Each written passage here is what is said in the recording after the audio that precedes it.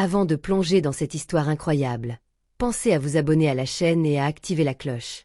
Ici, chaque récit a quelque chose à dire, et vous ne voudrez pas en manquer un seul. Dans les rues calmes de Charleston, en Caroline du Sud, le printemps venait d'installer ses parfums légers.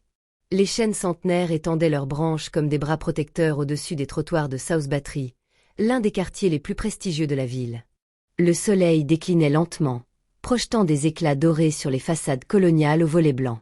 Le vent faisait bruisser les feuilles dans une harmonie discrète. Tout respirait l'ordre, la richesse tranquille, et un silence bourgeois que rien ne semblait pouvoir troubler. Les chiens de luxe se promenaient en laisse, les enfants jouaient dans les jardins privés, et les résidents, souvent blancs, saluaient leurs voisins avec cette politesse feutrée qui dissimule parfois des murs invisibles. C'était un après-midi paisible, presque ordinaire. Presque. Mais sous cette façade immaculée se nichait encore une vérité amère que l'Amérique aime cacher sous ses plus beaux discours. Le poison lent, persistant, du préjugé. Ce jour-là, il n'allait pas se contenter de murmurer. Il allait crier. Elia Brox avançait avec la sérénité de ceux qui n'ont rien à prouver. À 48 ans, sa vie était un livre de discipline, de mérite et d'engagement. Né dans une famille modeste de banlieue d'Atlanta, élevé par une mère institutrice et un père pasteur, il avait étudié dans les meilleures écoles, puis gravi un à un les échelons de la justice jusqu'à devenir juge à la Cour d'appel de Caroline du Sud. Il était noir, elegant, inébranlable.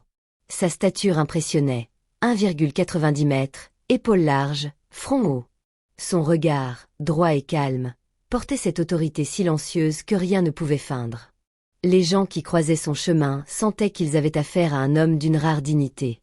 Ce jour-là, il portait un costume bleu nuit parfaitement ajusté, une cravate grenat et une montre en or blanc, simple mais élégante, héritée de son père. Il conduisait sa Tesla Model S noire, flambant neuve, qu'il s'était offerte en toute légitimité pour fêter 25 ans au service de la justice. Il s'était arrêté devant un petit café d'angle The Magnolia Cup, tenu par un couple d'amis, pour récupérer une commande de pâtisserie pour sa femme. Il sortit de la voiture, téléphone à la main, consultait un message de l'une de ses filles. Tout était normal. Tout aurait dû le rester. C'est alors que le ronronnement brutal d'un moteur de police brisa l'harmonie de la scène. Une Ford Explorer noire et blanche freina brusquement à sa hauteur. Les pneus crissèrent sur l'asphalte.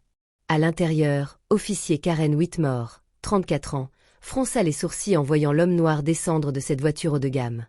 Blazer soigné, attitude détendue, mais quelque chose en elle s'agitait.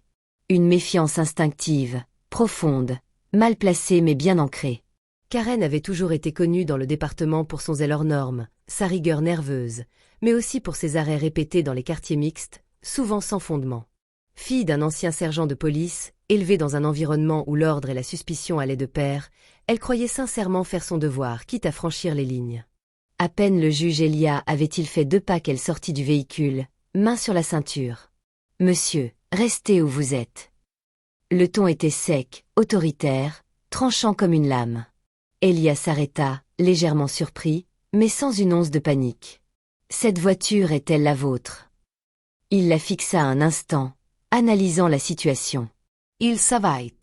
Il avait vu ce regard 1000 fois. « Oui, officier, répondit-il d'un ton calme.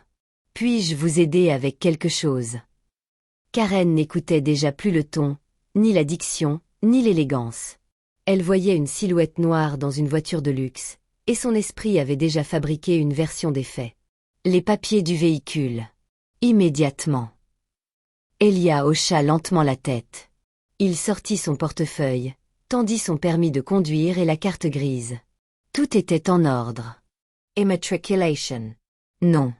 Adresse. Mais Karen fixait les documents, ses lèvres serrées en une ligne blanche. Elle contacta le central. Aucun signalement. Rien de suspect. Tout correspondait.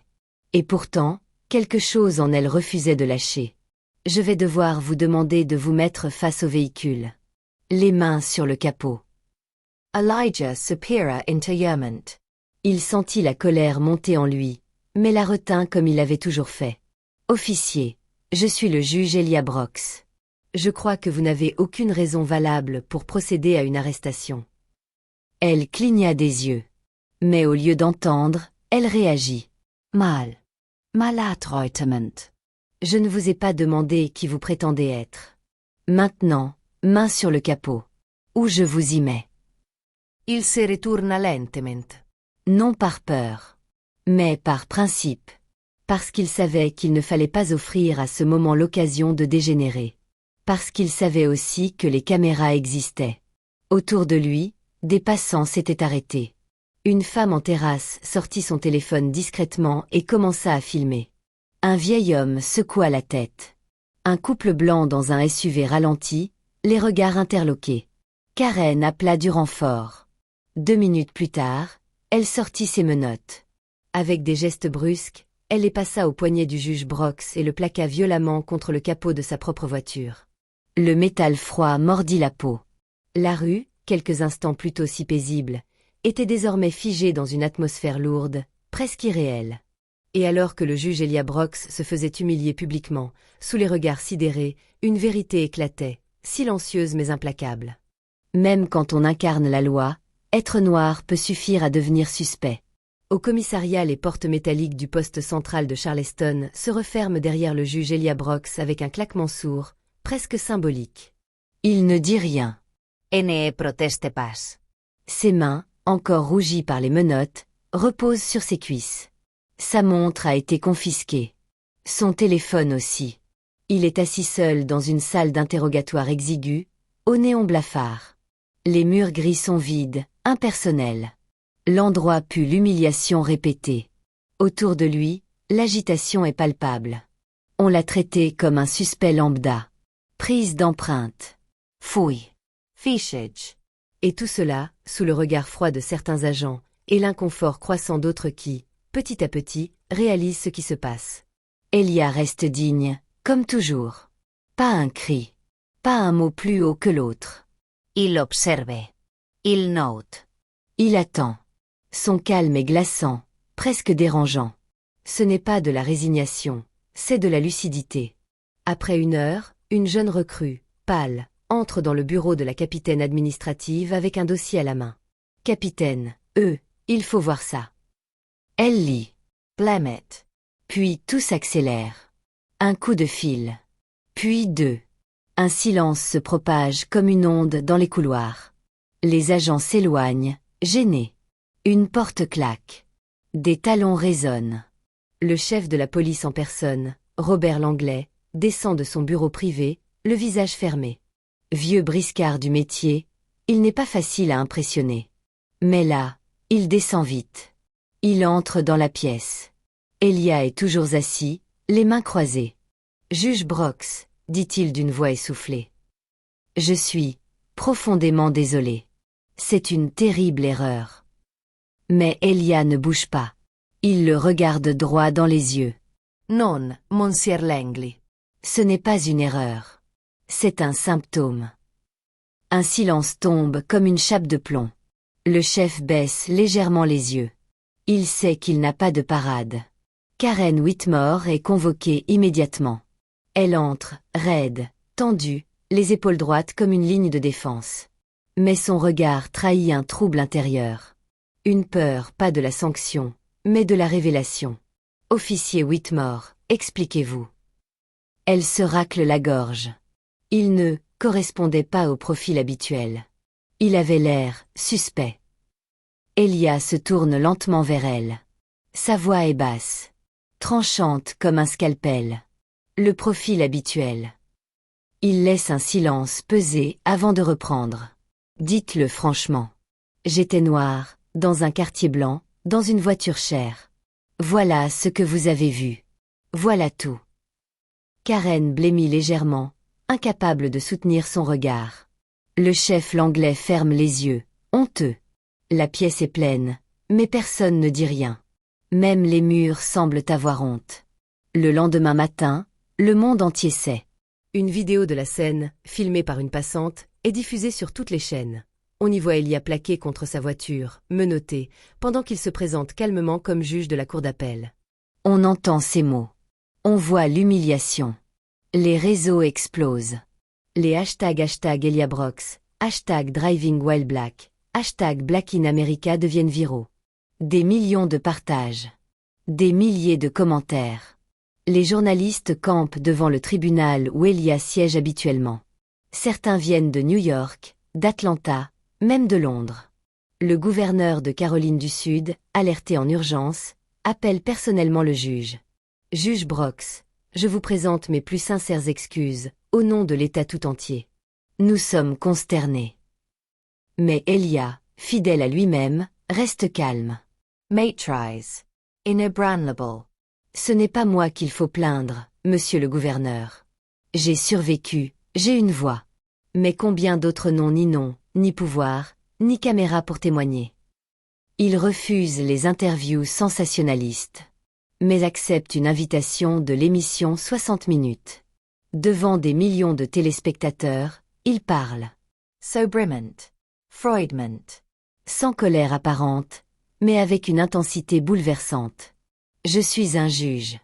Je porte la robe. J'interprète la loi. Mais ce jour-là, j'étais juste un homme noir dans une voiture chère. Il marque une pause. Respire profondément. Et cela suffisait pour que l'on m'arrête. Pour que l'on me plaquât contre ma propre voiture. Que l'on me menottât, humilia, déshumanisa, sans poser une seule question. Alors je vous le demande, si cela m'arrive à moi, que se passe-t-il pour les milliers d'hommes et de femmes noires qui n'ont pas mon statut? Mon nom. Ma visibilité. Ceux que l'on arrête. Que l'on bat. Parfois même que l'on tue, et dont personne ne parle. Son témoignage devient un électrochoc. Des centaines de magistrats afro-américains publient des lettres ouvertes. Des marches sont organisées dans plusieurs villes. Des avocats se mobilisent. Les écoles de police sont interpellées. Mais Elia ne veut pas être un symbole passager. Il convoque une conférence publique au Charleston Civic Center, entouré d'étudiants, de maires, d'anciens détenus, de policiers réformistes. Et il conclut ainsi. Je ne cherche ni vengeance, ni excuse. Je veux une prise de conscience. Et une réforme. Car ce n'est pas une erreur. C'est un système. Et il est temps d'y mettre fin. Quelques semaines après l'incident, la pression médiatique et populaire devient insoutenable. Le ministère de la Justice fédérale ouvre une enquête officielle sur les pratiques discriminatoires au sein du département de police de Charleston. Le procureur fédéral en charge de l'affaire qualifie les événements d'« inquiétants » et souligne la nécessité d'un changement profond. L'agent Karen Whitmore est suspendu immédiatement, sans solde, le temps de l'enquête. Ce qui suit dépasse ce que personne n'avait anticipé. Des dizaines de témoignages affluent des quatre coins de la ville.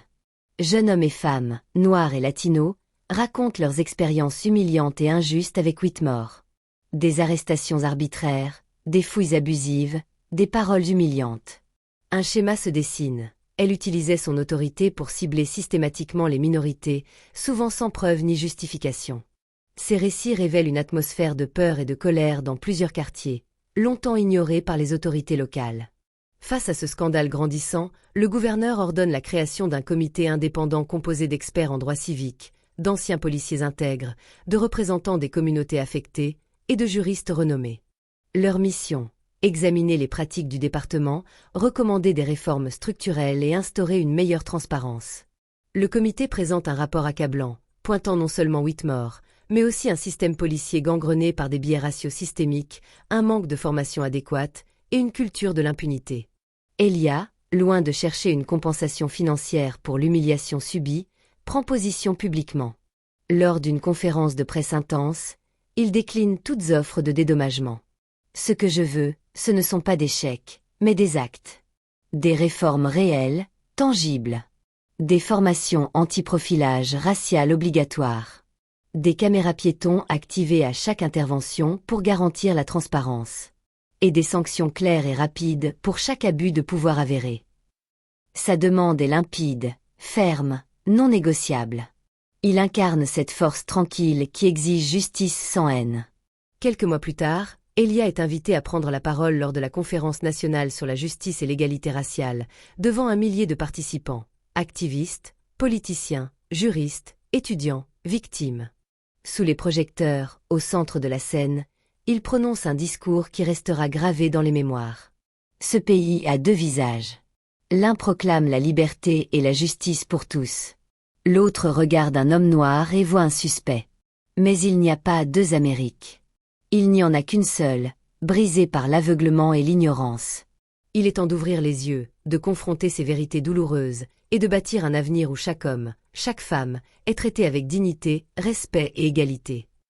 Sa voix, calme mais puissante, résonne dans le silence attentif de la salle. Karen Whitmore est officiellement démise de ses fonctions. Loin des regards, elle disparaît du paysage public, jamais plus en uniforme. Certains murmures évoquent une reconversion discrète dans le privé, loin du tumulte. Elia, quant à lui, devient une figure nationale. Son nom est désormais synonyme de lutte contre le racisme institutionnel. Il participe à des débats télévisés, conseille des législateurs et soutient des associations. Mais à chaque fois qu'il monte dans sa Tesla, la même pensée lui revient. Combien d'hommes et de femmes, moins visibles, moins protégés que lui, ont été arrêtés arbitrairement? Combien ont souffert en silence? Combien n'ont pas survécu à ces injustices? Il sait que la route est longue, que le combat ne fait que commencer.